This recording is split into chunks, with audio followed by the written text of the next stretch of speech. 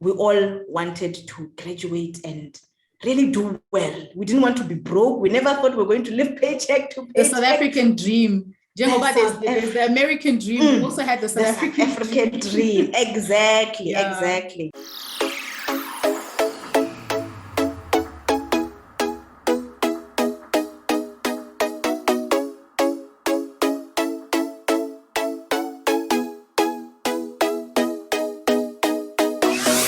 Hi team, welcome back to another conversation. Thank you so much for joining us. If it is your first time here, andiswa.mojapelo, and on this channel, we chat about all things related to managing our money and adulting in general. So if that's your type of content, please make sure that you check out our other videos as well.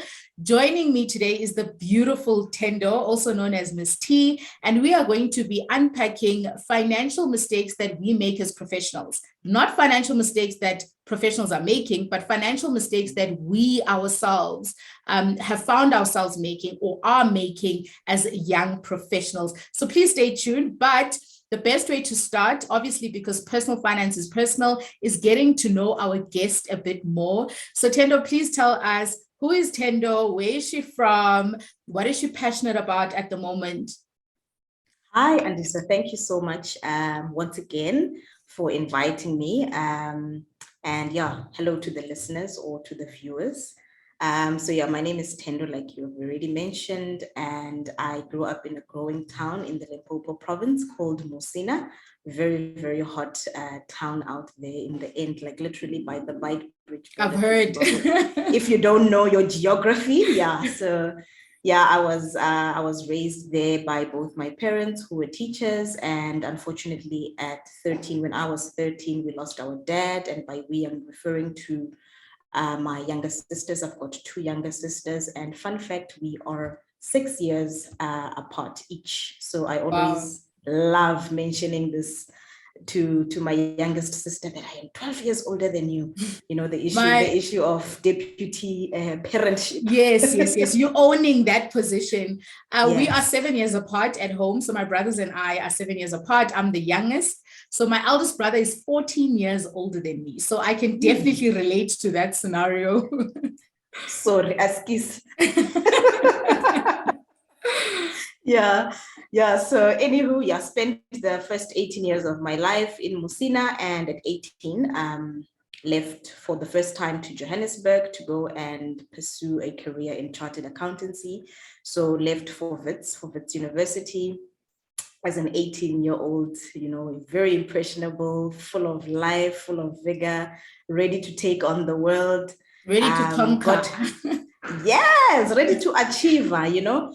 Yeah, so arrived at Wits, and so I think this is actually a conversation for another day. Took the scenic route, but finally, eventually, I did graduate with my Bachelor of Accounting Sciences degree. Long story short, started working, serving my articles at EY in the Sandton office, in the Johannesburg Sandton office. Spent about 5 years at EY as left as an assistant manager in the financial services risk management practice. And I remember in 2019, I made 2 boss moves. I like to use those words, boss moves. I made 2 boss moves. I married the man of my dreams, the father of my children. His name is Kagiso. And I also decided to pack my bags and go and get myself some international experience. So I left for the plan. My heart's desire was to go overseas and get international experience. And by overseas, I mean New York. I wanted to go to New York. Wow. Desperately wanted to go to New York, but I ended up in San Francisco. How does a young girl from Musina in Limpopo have a long-term plan to live in New York? But maybe that's a topic for another day, but I love it. Yes, I love it. Yes, definitely. Yeah, so I ended up in San Francisco, and I always say, you know what, my life is a story of grace. It's a story of, you know, steps being really ordered by the Lord. Ended up in San Francisco, and this is where I think the business and the entrepreneurial mind was really challenged because, as you know, San Francisco, Silicon Valley, it's the hub of all things startups, you know. But yeah, we'll talk about this a bit later. Spent about a year in the US, so in San Francisco as well as in DC, working for a very small consulting firm. And a year into that, I was there on an 18-month secondment, 18-month contract. And a year into that contract, COVID happened. And the employer basically said, hey, we can no longer keep you in our payroll, which means a retrenchment. So yeah, packed my bags, and then I came to the UK, which is where I'm currently, to join my husband, and we've been basically living here since then. And during that time, when I sort of transitioned from the US to the UK, I arrived in the UK on a visitor's visa, and I didn't have a permit, a work permit. So I knew it was going to take a very long time before, you know, I get a work permit and stuff. So I just knew that the year 2020 is a write-off for me where formal employment is concerned.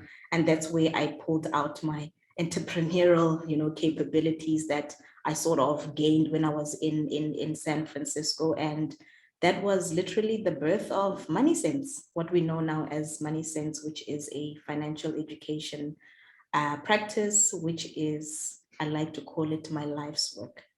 Okay. I love the way you position it. And that, I guess, answers the questions of what are you passionate about at the moment? I really love the last bit, which is what you decided to do in 2020, because I recently had a conversation on the channel with an amazing entrepreneur called Grace. And the birth of her consulting company was when she said that when everything else seemed to not work out, she asked herself, what else do I have? Like, what else do I have? What can I do? And for you to now say you found yourself in a position where formal employment wasn't an option, but you needed to do something, you were like, what have I learned? You know, that I can use now in order to do that. So I absolutely love that. So guys, let's get straight into the topic. Financial mistakes that professionals make.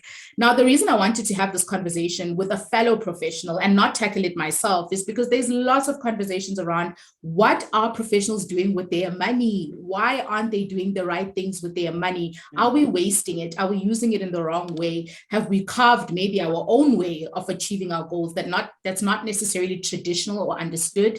And I thought, let me bring a fellow professional on board and let's talk about these mistakes that we've found ourselves making and we do make. And let us unpack it. The people who are making the mistakes, let us unpack why are we making these mistakes? What are they? And where do we find ourselves in terms of improving?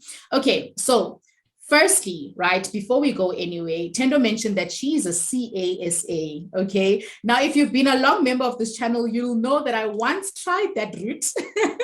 Oh, really? Oh, I'm so sorry. And it dribbled me, for the lack of a better word, but it was all part of God's plan, I believe, because it led me to exactly where I wanted to be. But we know that it's not an easy thing, you know, attaining that designation, and it's quite respectable to end up there, I think. So congratulations on that. But the first thing I want to ask before we even dive into the mistakes is, you know, how does a CASA even find themselves making mistakes?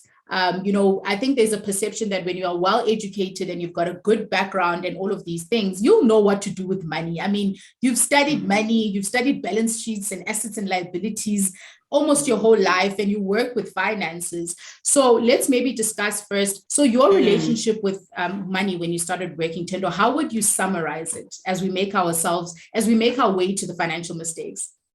Reckless is the word.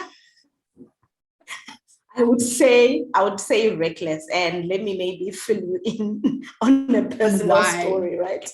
On why. Yeah. So yeah, start working. I am a trainee, and I think we all know that as a trainee, you are not balling. When you're on a graduate program, you're not balling. You're not making money, basically, right? So we all know that. But the money that you're given is just to get you to work, to get you to, you know, acquire these skills that we all need at some point. So perspective is very important. If you are on a graduate program or whatever the case is, it does get greener, you know, forward looking. So yeah. So hold on, guys, hold on. Yes, no, definitely it does get greener. So yeah, so the perspective was, okay, everyone knows that as a trainee, we are not making money. So even in my family, right? Because also I come from a family of professionals. So they know I'm a trainee, I'm not making money. So I don't owe anyone anything, you know, in inverted commas. But the truth is I was staying at home, Andiswa. I was staying at home. I did not have any car repayments to make, right? But I was so reliant on my overdraft, so reliant on my overdraft. And really, when I did the exercise much later, when I decided to, you know, repent and do better I just learned that most of my money was going to food takeaways. Wow. This is someone who did not even have to cook at home. You know, when I got home, there was a meal ready for me, you know.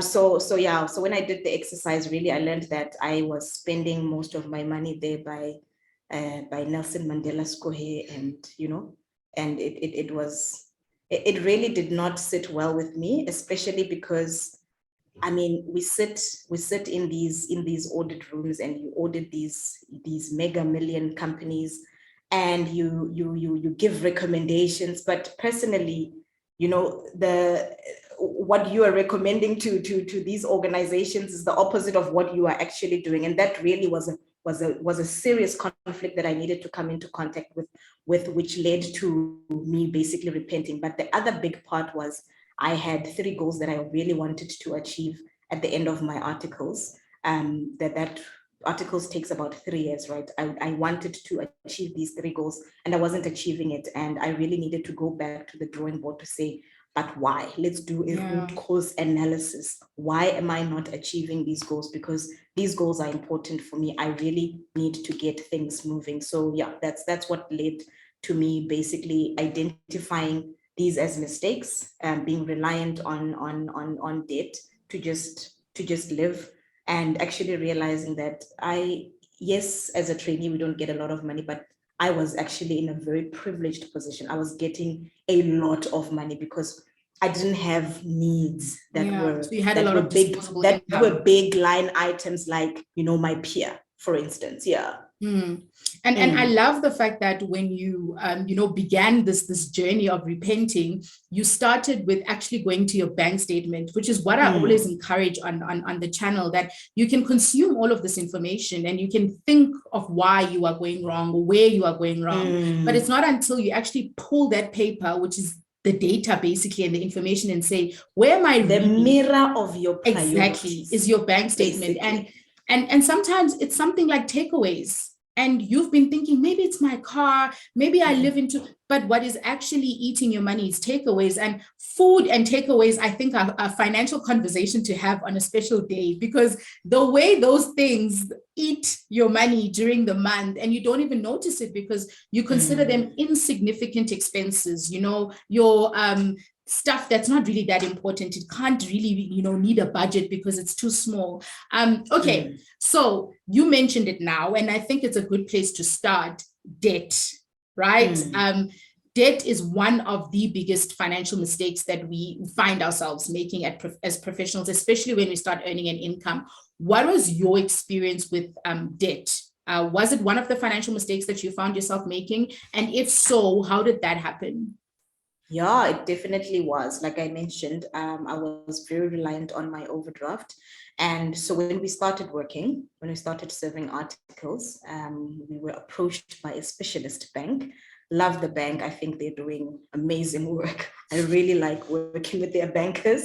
But then I don't even remember actually electing to have an overdraft. But you've just earned a salary in January, and you have an overdraft facility that matches how much EY has paid you, basically. Wow. So let's use numbers, right? So you earn 10,000 Rand, and you are sitting and you're looking at your app, and it's just showing you 20,000 Rand. What that does to the mind is you earn 20,000 Rand. And I love the way they say that is exactly your available cash. And then they put the total. So they don't say the money that belongs to the bank is 10,000. The money that belongs to you is 10,000. They just say your available balance, 20,000 Rand.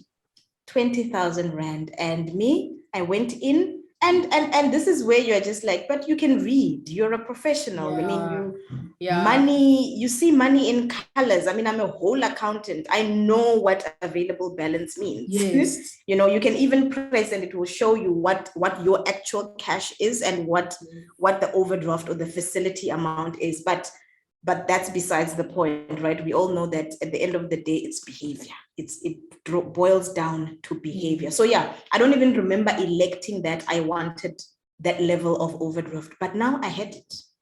And I liked seeing 20,000 versus 10,000. And what did sisters do? I used it. I really, really used it every single month. And I didn't have a budget at the time. Every single month, that's for the first about 4 months, basically. That was my reckless stage in my first year of articles. I used the money, and like I said, I used it for takeaways. I didn't even use it for things that I could say are tangible. And there I was, andiswa, thinking I actually don't have the money to save for the financial goals that I wanted to achieve. And the fact of the matter is I had a lot of cash available to me. But to go back to the money classroom, to go back to money beliefs, to go back to my home, right? My mom she was a single parent. We literally, living paycheck to paycheck. I don't think this is something unique to a typical South African child, did her very best with what she had, with what she knew at the time, right? So yeah, I saw her living paycheck to paycheck. So, but I remember just, making a declaration and just saying, making a vow rather, to say, this is not how I want to live. I don't want to ever live paycheck to paycheck, where every single month, this much a month end. I never wanted that to come out of my mouth.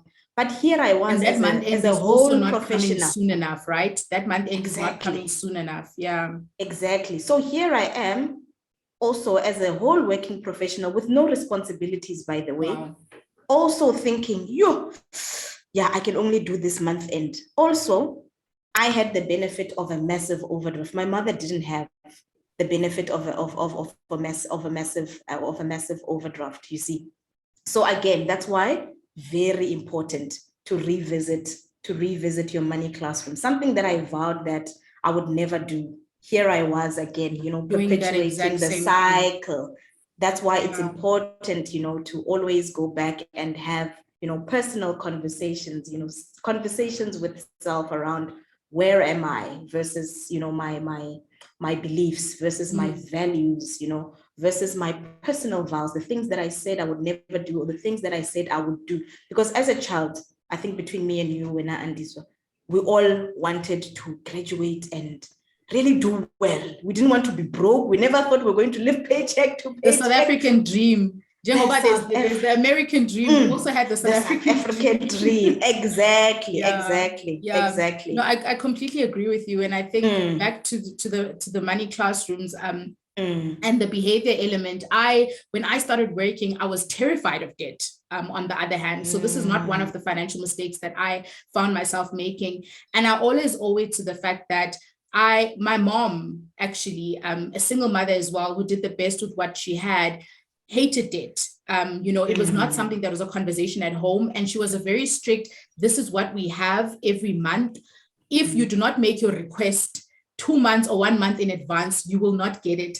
And I kid you not, guys, I did try to test her on that a couple of times when I was in varsity. I'd see the other kids getting top-ups during the month when they say the food is finished. And I'd be like, Mama, I ran out. And she's like, I don't have.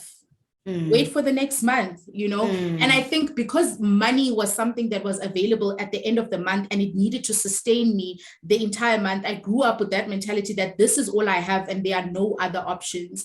And even when I was exposed to debt, I was like, no. I know that there are no other options. You only lose what you have, and there's nothing else. So it's very interesting that you mentioned that whatever happens in the past is something that replays and you end up sort of mimicking or doing the same thing as well. Okay, so let's move on to the second one, right? a big financial mistake. And it draws from actually us being professionals, where we think that we know. We think we know. I mean, we work in these departments, we work for these financial services providers, we work with money or balance sheets, like you said. So we assume that we know enough about money. What was your take on the importance of financial literacy? Actually, did you feel like you knew enough about money to make the decisions that you did? And if not, do you think that that could also been a mistake on your part? I think I knew enough, but I could have done better in terms of just empowering myself where personal finances were concerned. Because remember, when you're studying, you are doing finances for organizations, not necessarily personal finance, right? So I start working and people now are competing for this 10,000, right, that I'm making.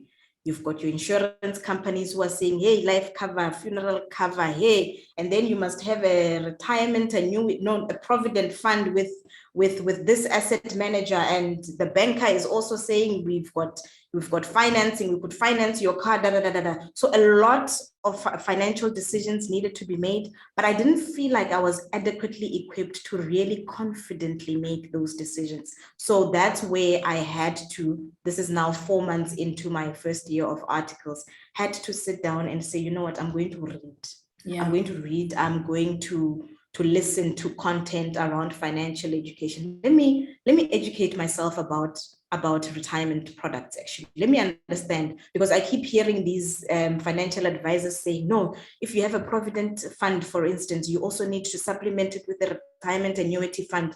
These concepts I knew, I understand, I studied them in tax, I even knew the tax implications, but to now apply it in my personal life, I just didn't know, because at school they won't teach you product, they will teach you concepts. Yes. You get it? Now I needed to understand product. I needed to understand, oh, okay, these provident funds, for instance, or these retirement annuity funds, the underlying asset vehicle is a unit trust. What is a unit trust? You get what I'm saying? So I really had to go back and do the hard work of learning, right? Which I think every profession, I don't care what profession you are from, we all have to do it. We all have to invest time in learning personal finance concepts. Exactly. Budgeting, I did it in finance, I can do a budget, but had I ever done a personal one where I take my own personal bank statement and I start highlighting? I mean, at the time, I didn't even know there were apps that could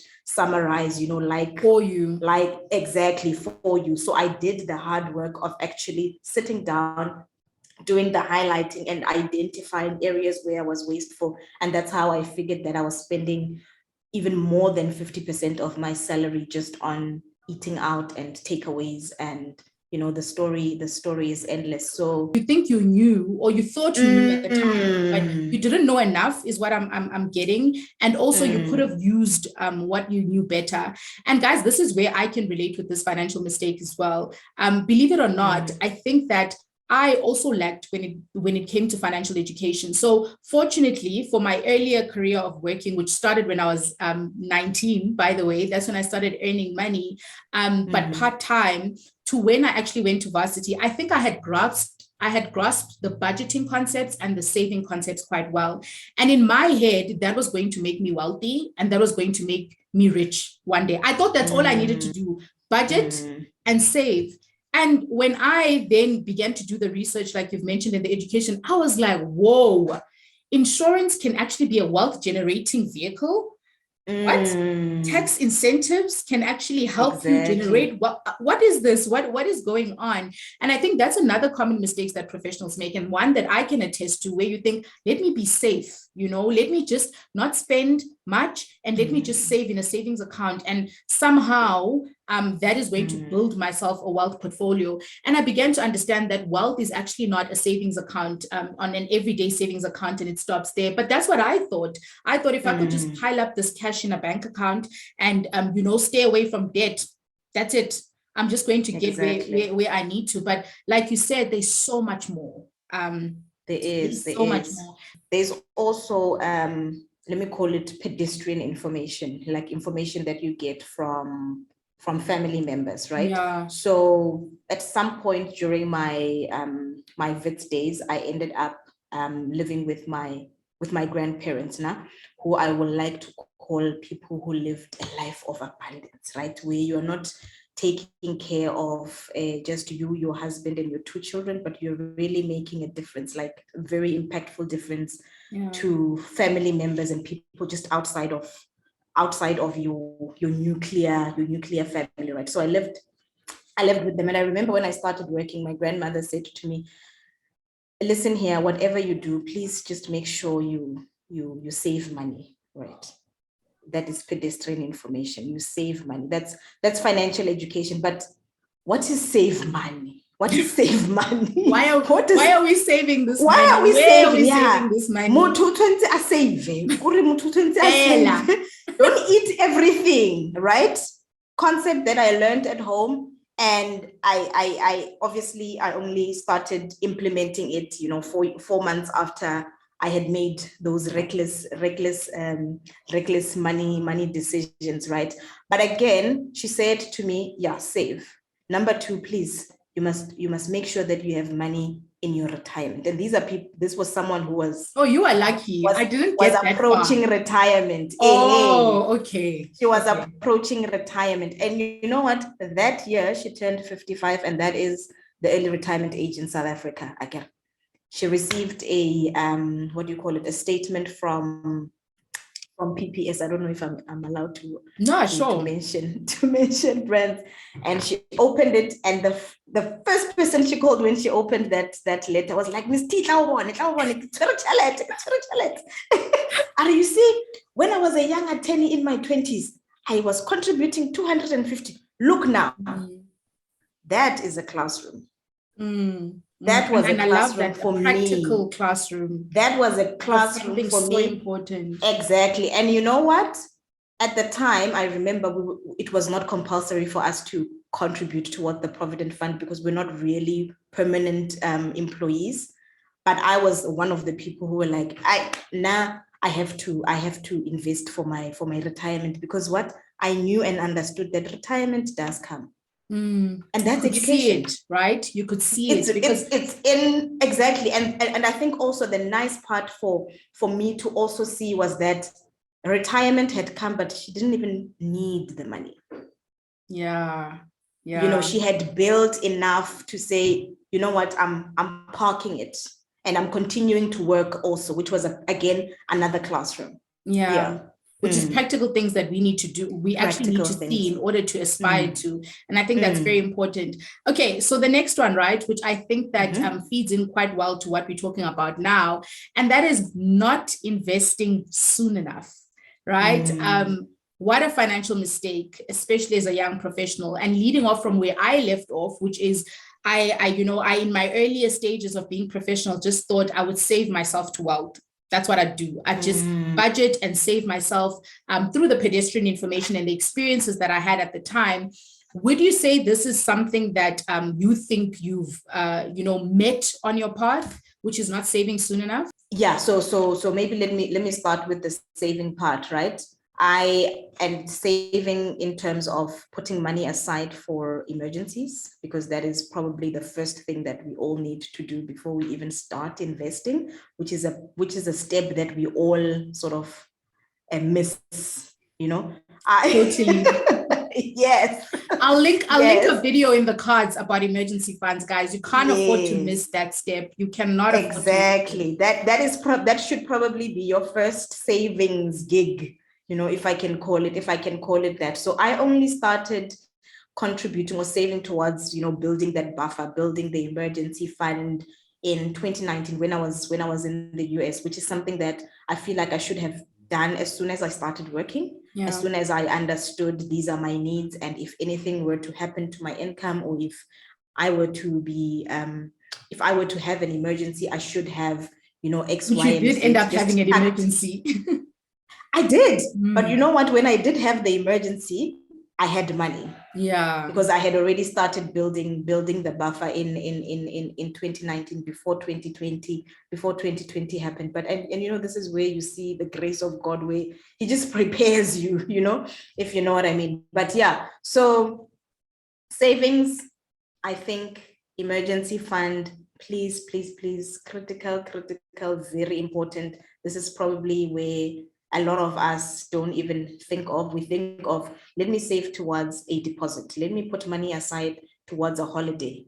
Put money aside towards things that may occur, that may really trip you and get you back to minus, get you back to relying and depending on debt, which is what we don't want, you know, at the end of the day. So yeah, that is definitely what I would consider my delays or my mistake, or the lessons I learned around not saving soon enough, and not necessarily investing, because investing, like you said, is another beast on its own. Yeah. And I think you addressed it quite well, Andile.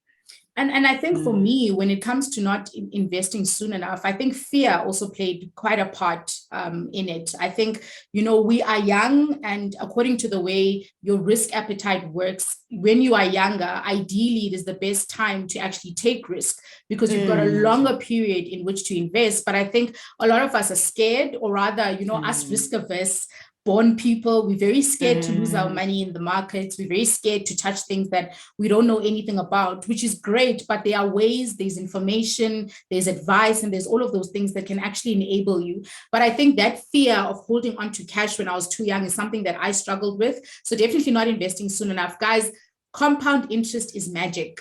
Like, do not doubt it for a second. Compound interest is magic. When you are young, it is the best time to actually be there achieving that compound interest for a long period of time, because you don't want to find yourself like, not in the example that Thendo just mentioned about retirement, where you're now sitting at 55 and you've got all this money you've been accumulating from a long period of time. You don't want to find yourself, you know, 52 thinking, oh, maybe I should start. You know, let me start now.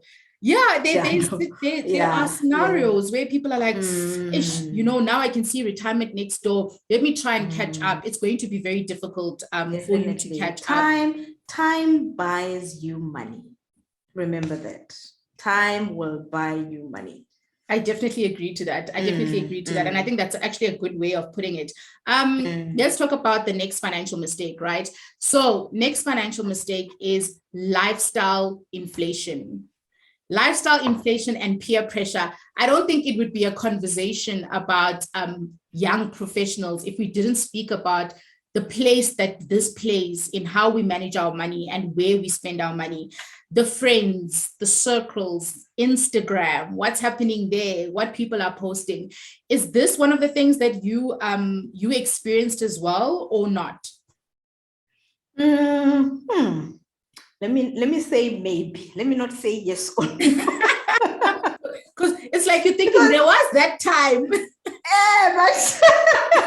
But when I started working, right, we have what we call counselors. So sort of like your mentor, your big brother or big sister when you start working, who sort of helps you basically carve out your career, think through what you want to achieve in terms of your career, you know, progression in the organization, whatever the case is. And fortunately, my big brother, who was Jewish, sat me down, and we also had a conversation that was outside of just career progression and you know, putting yourself out there, blah, blah, blah. And he said to me, right, when you are a trainee, which is what I started with, you're not making money. Really, what the organization is giving you is money to just come to work and at least look decent when you go and present yourself in front of clients and to eat. That money really, I'm sorry to say that, but that's what it is. I thought I had made it. What do you mean? Not when you're a trainee. No, not when you're a trainee. Okay. Not when you're a trainee, right? But he then mentioned, he then said, from first year to second year, right, there's going to be a jump in your income, right? Because also you would have passed your exams, because we've got two levels of exams, as you would know, that you need to pass before you qualify as a chartered accountant. So your income is going to increase because you've either passed or because obviously the company would have done well, and also performance, right? So you can expect some level of increment to your income. Then when you move from second year to third year, again, this is now the big one where now you're qualifying, right?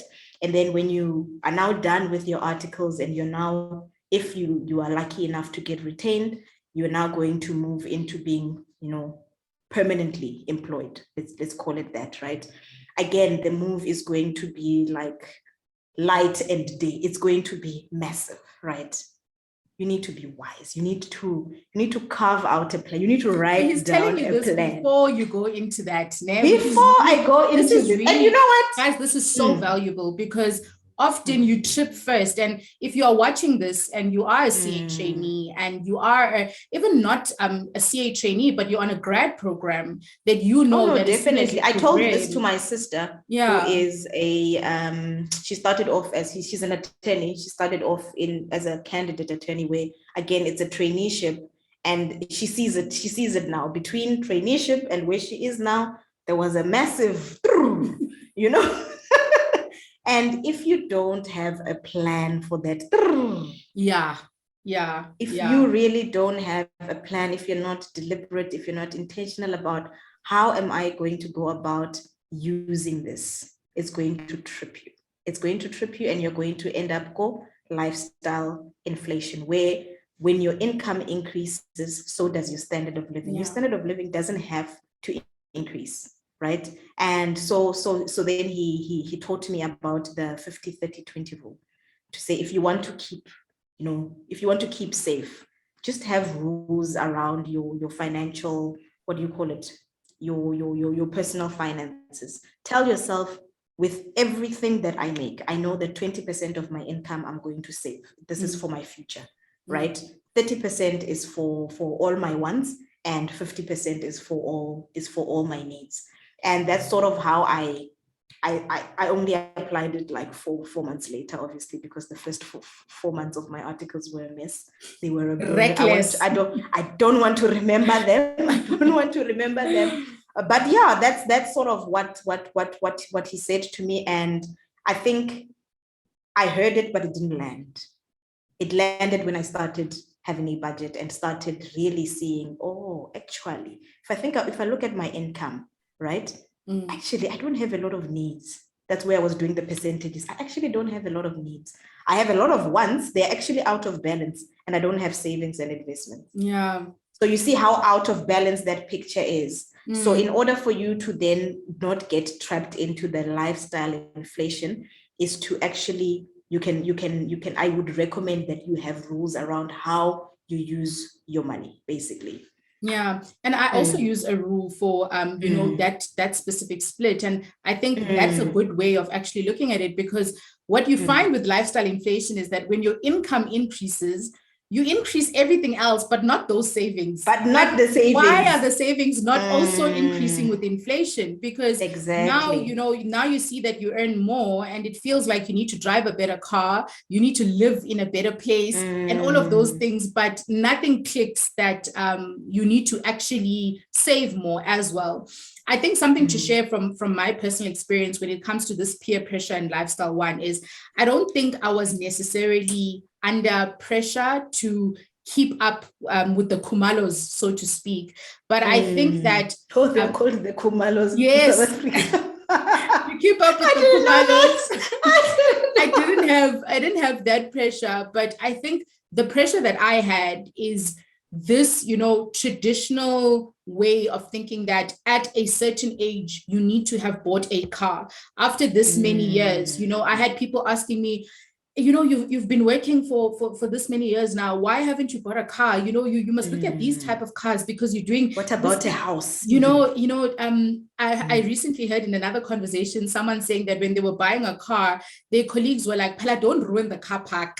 The car park, don't ruin the car park. The car park, you can see our car park when you drive into the office, you can see where, You know, those guys who are working here levels on a specific level. So don't ruin it now and come with your, I don't want to name any cars, with your XX car and park it there next to ours. So I think that pressure was there. I was thankful enough to be grounded in who I am and what my beliefs are and what I'm trying to achieve, not to succumb to it. But there was a lot of, you should be driving this now. You know, why haven't you bought a house? You should buy a property. And I think with those type of questions, you need to ask yourself, like, yes, certain people buy cars and houses at a specific age, but what do I want? You know, maybe I want to travel. Maybe I don't want to live in one country for a long time. And I want to like Thendo. Like, I've never owned a car. You know, I'm not even thinking about a car. Look at that. It's CASA, guys, like successful. I've never owned a car. You know, because it didn't fit your lifestyle and it didn't necessarily, it wasn't valuable to where you are. And I think this is a big financial mistake where you grow up with that mentality of, at a certain age, I should have done this. At a certain age, I should be married. At a certain age, I should have kids. Then I should have a house and I should have this and I should have changed my car, because I've been driving the same car since I started working. You know, since I started working, I've been driving the same car. And sometimes I hear people saying, how? But we know how many promotions you've had, Mus, since that car, and we know how many jobs you've actually had and opportunities, and now people want to see you, and then they want to see you drive or be in a specific space. So I think big financial mistake is succumbing to that type of pressure where society says that you should have a car. How say I'm already thinking the type of car you should be driving, you know, and it should go with the look and the designation. And it's so interesting that you didn't think you need to be in that position. So that's definitely something that you need to avoid as well. What are some of the things I think I've just mentioned now, that being grounded in what I value and defining my own goals and where I see myself. Having a compelling vision. Exactly. Exactly. What are some of the things that you think have helped you in not definitely is about having a compelling vision. I'd like to think I think I'm strong-willed. I don't easily get strayed aside. No, I don't. I think definitely that the compelling vision is also a very big one. Like I said, I knew from the onset, although it took some time for me to actually start working on the 3 goals that I had, I knew I wanted to buy an investment property, I wanted to give, and I also wanted to travel the world. So that for me was a vision board type of thing. This is what I want to achieve. This is what I'm going for. The other things, but also, like I said, red light or green light, I was also in a very privileged position. Like I said, I was staying at home and I was driving a car that was fully paid off, you know. So I didn't have to have, you know, these big line items called needs that I needed to service. But to your point around pressure, right? So there is peer pressure and there is also parental pressure. Oh, yes. So I get this a lot because I do one-on-one coaching with first generation graduates, right? So I do a lot of master classes with first generation graduates, and in those sessions, in those coaching sessions, you get to learn that, again, your classroom is so important. To revisit your classroom. Here is a child, she has just qualified as a doctor and she has just bought last number of everything. She stays in the grandest of suburbs and will drive a last number ya BMW, right? And when you now want to access, you know, the belief system, when you want to access the subconscious mind, when you want to raise basically their level of awareness as a coach, you obviously ask certain questions, right? And in the answers, you're able to learn or pick up that, no, this child, when she left home, she was a superstar. She probably had so many A's, right? Everyone clapped hands, including the parents. And the parents kept saying, I mean, for what, 6 years? Or for 7 years, however long it took this child to eventually qualify as a doctor. Every single time, from the day she left home for university, they were just like, yo, when my child qualifies as a doctor, she is going to drive angazi iJaguar. She's going to build, we're going to move from this house and we are going to now stay in a double-story house. Do you get what I'm saying? Yeah. So now they're feeding you this information. It's positive affirmation. They're feeding you this information for 6 whole years. When you start working, you do exactly that. That's by design, guys. That's how the mind works, unfortunately, which is why it's so important to constantly revisit these things. Before you make those big financial decisions, revisit. Ask yourself, before I even deliver my parents' house, what am I doing? What are the financial implications of this? Can I actually afford it? You know, yes, I'm a doctor, but am I really making that much? Yeah. You know, because the truth is, I'm maybe making enough to get by, and the bank is helping me, because again, the banks will give you that overdraft. They will give you access to facilities. They will help you. Do you get what I'm saying?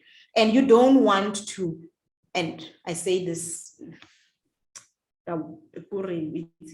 please take this the right way. You don't want to be building parents' houses ka credit card, or, you know, by using financing facilities like that to your detriment, that is, if you know what I mean. I am all about giving. That was a goal for me. I believe in giving.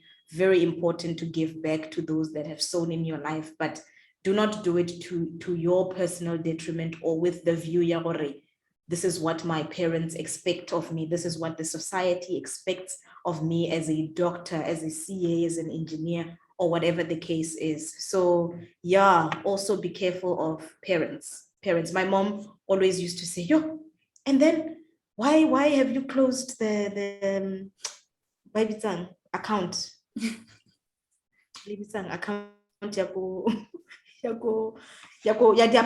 Yeah. Yes, like why do I not look like the professional in her head? I don't have an account anymore. I closed it. And mind you, this is something she gave me when I left for university. She gave me 2 cards to say, hey, this is what you use to buy clothes, you know. You see, classroom. That's a classroom. So yeah, and I think when you talk about parent pressure, I just want to say that, you know, in the conversations I've had where you have this pressure, like you said, for 6 years, with, you know, your parents or people around you saying, this is what you can achieve, this is what you should be working towards. Guys, I kid you not, just try this, right? It's going to sound very simple. You're like, so that's not going to work.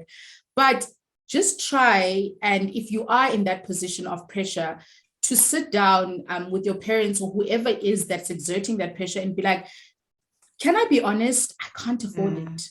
I don't have the money. And it's something so simple, but we forget that our parents see us in certain positions, driving certain cars with certain job titles. They don't know any better. They actually don't know. They think you have the money because you look like you do, and from what you do. And sometimes it's just sitting down in your home and being like, Mama, if you're closer to Mama and you feel like she's more understanding, and be like, can I be honest? It looks like I have money, but I actually don't have money. And I kid you not, your mother loves you and your dad loves you. Yes, they have all these things that they would like you to do and achieve. But deeper than that is the fact that you are their child, and as mntana wabo, they want the best for you. So when you say, hi guys, let me just be honest, you'd be surprised. I mean, I've had some people try that after I told them. They were like, all it took was just me telling them, being honest. That's it. That's all I had to do was say, hey guys, I am actually not balling, guys. I am not balling. Yes, I work in, because also these, if you show your parents the companies that you work buildings, these buildings, we are being finished by these. Exactly.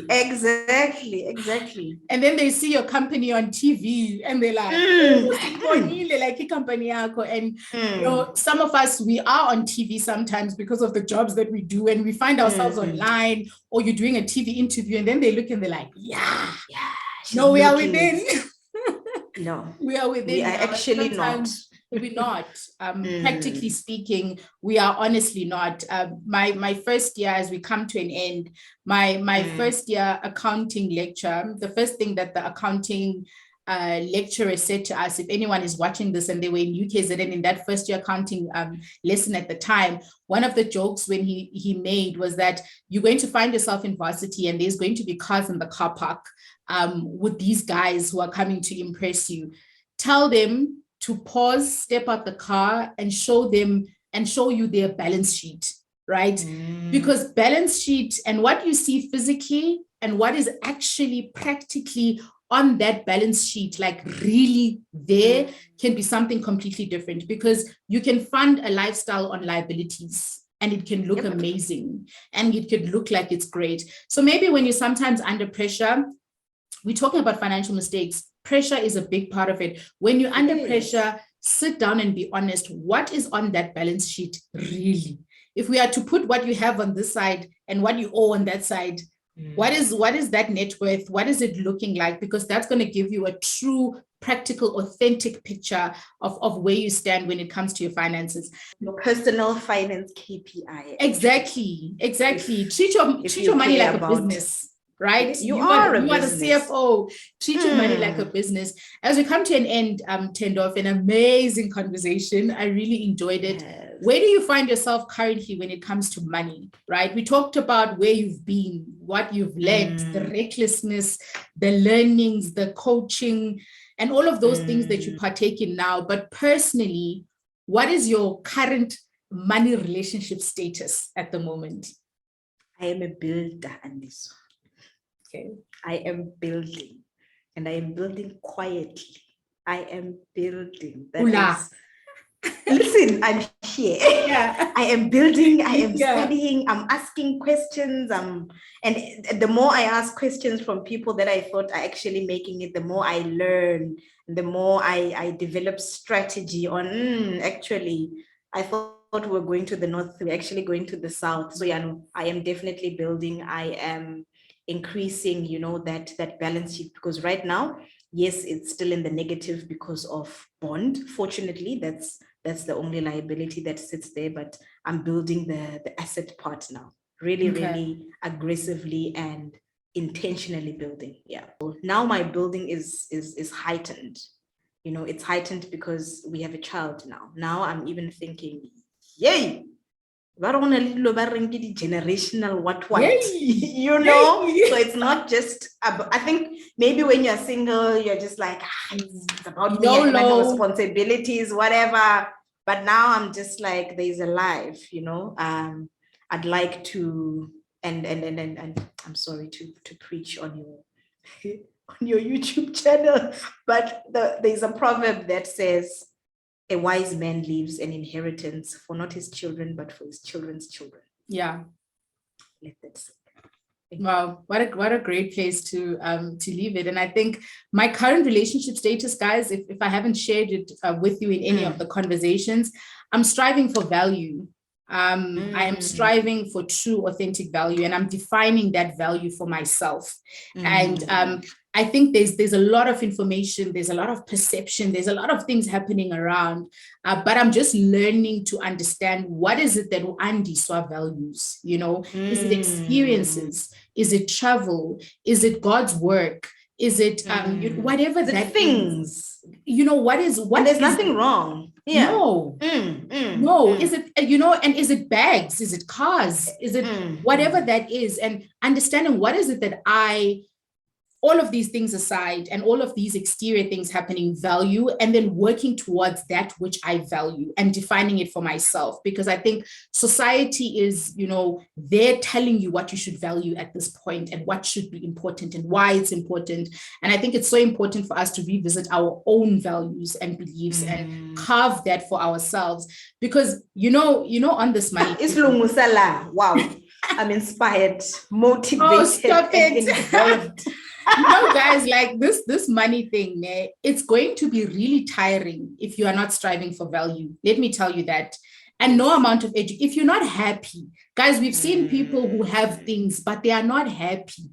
They are not fulfilled. They are not whole, So I think for me, even in these money conversations, being holistic and understanding who you are and what serves and fuels you is important. And that's why I said, go ahead with your proverb, because that's another important part of a human being. That spiritual part is an important Serious part of the value. holistic, because otherwise you live this life accumulating things. And that's it. And also, it's also to understand that, to that proverb, that inheritance is not just ching ching. I get it. There we go. It's not just the It's money not. part. Yeah. It's not. And if it were, then people who have it all should be happy and fulfilled, but there's still gaps. And that's not the case. That's not the case. And that's because there's more to it than just that. Thank you so much for joining us on the channel, Thendo. I had an amazing conversation. I'm sure that I myself learned a lot, and I'm sure that everybody watching will as well. All the best for the future. You're doing great work. Guys, I will link Thendo's links in the description box so you can listen to her beautiful voice speak about money and financial wellness and all of those things on her podcast. She has great conversations that I believe you will value, especially if you're on this financial journey that we are on. Thank you, Thendo. Thank you, Andiswa.